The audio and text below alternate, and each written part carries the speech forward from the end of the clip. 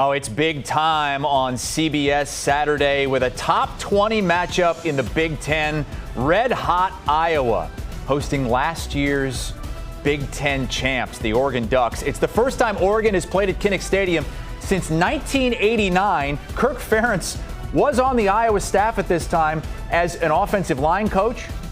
Dan Lanning was being coached how to use the potty. He was 3 years old in 1989.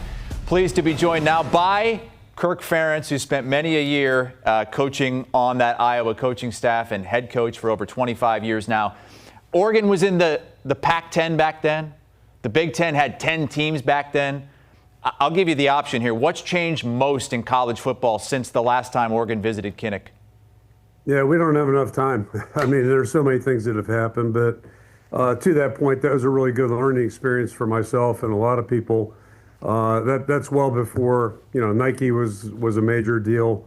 And I remember, that spring we went out to Southern Cal and spent some time with the coaches there to learn about Oregon and, discovered what a great program that was. They were ascending at that time, much like Washington had done probably a decade and a half before that. And, so just it was a really good program. We learned that.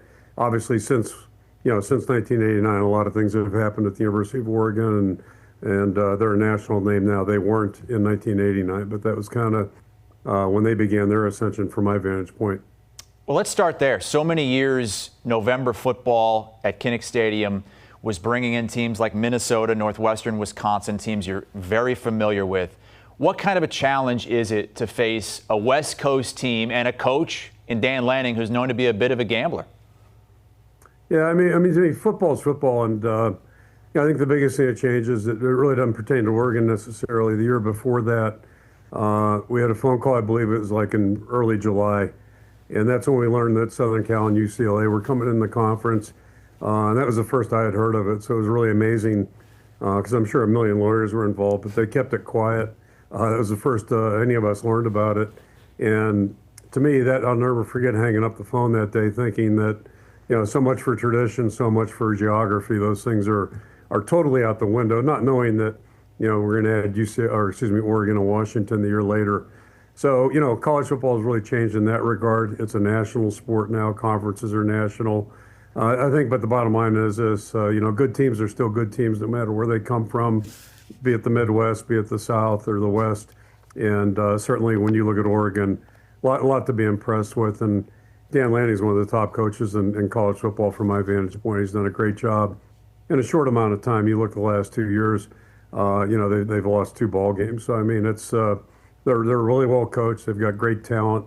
They've got a good mix of old and young. They've got a lot of veterans that are homegrown. They went out and supplemented their roster with some transfers that are experienced and have really filled in some gaps. And then if you look at their depth chart, they've got some really prominent players at the perimeter positions. They've got 3 freshman DBs that are playing a lot, and then 3 freshmen on offense, 2 receivers and a running back. Those guys have all been major additions to their team too. So they've recruited well, done a good job in the portal, and they're playing well on the field. That's really all that matters. And that's one of the reasons why Iowa fans have been so excited about this matchup since it appeared on the schedule. Because, I mean, this is kind of a dream scenario where you have this Oregon brand, this high-flying brand of football coming to Kinnick Stadium in bad weather, which we'll get to in a second. But you've had a full 2-week ramp-up to a game that campus and that town and that state knows is one of the biggest you've played in quite a while. What's the buzz been like as you go around town these last few days? I learned in 1981 that Iowa fans are pretty passionate. I came here from the University of Pittsburgh. I was a GA, and Dan was a GA there as well, 2011. But I remember, my year at Pitt, we were second in the country. Our average attendance was about 35,000. I came here the year later, and they were already sold out. In June, they were sold out for the 81 season. That's coming off 19 straight losing seasons. There's nobody even close to that, I don't think, today. But so our fans have always been passionate. Certainly, this is a big game, and you've got a name brand team coming in here. That's not totally unusual. We've had a lot of those types of contests, but our fan base is knowledgeable. They know it's a new experience here. It's been quite a while since you've had a team this prominent from the West Coast come in here. So, Yeah, the setting should be great. Kinnick's a great home field, much like I've never been to Oregon's home stadium, but I understand they're very similar. So I think, you get two parallels that way, and we got our work cut out, but we're looking forward to the challenge. Facing a great Oregon team and a horrible weather forecast, low 40s, wind, rain. Hawkeye sickos are saying, bring it on. We want this thing as sloppy as possible for game day. How do you prepare for it and then try to embrace the conditions come game day?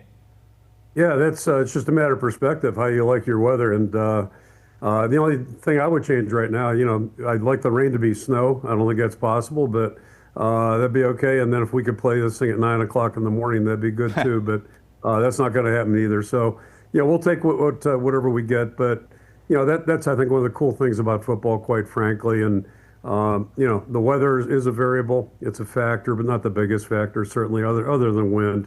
Wind's a big factor. So, if you're indoors, that's a different story. Obviously, it's a controlled environment like basketball. But I think that's a great thing about football. And it's same thing in the NFL. You might be playing in Miami 1 week, and you might be up in, wherever, Green Bay or, name a place, Seattle the next week. So there's a lot of variables in football that make the sport a little bit unique. And, certainly that's just part of the terrain here. You have an indoor facility. You can also go outside when you know the weather's going to be like that. Have you changed practice habits at all this week? Yeah, that's how the world's changed too. You asked about changes in college football. So we like to work outside, and in season we do that unless there's a lightning issue. The trainers always let us know that. Flipping it around, spring ball, I used to like to go outside then too, but we can't do that now because we always have recruits visiting practice, and our recruiting folks get mad if, the visitors are a little chilly. So spring ball, we're inside a lot, more than I like typically, but in the fall time, we go out and practice regardless, whatever the weather may be.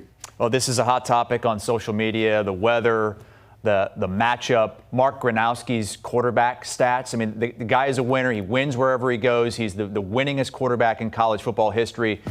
Oregon fans have been screenshotting his passing stats and conveniently leaving out some of these stats on the ground. How much do his legs open up what you're able to do offensively in putting up a lot of points this season?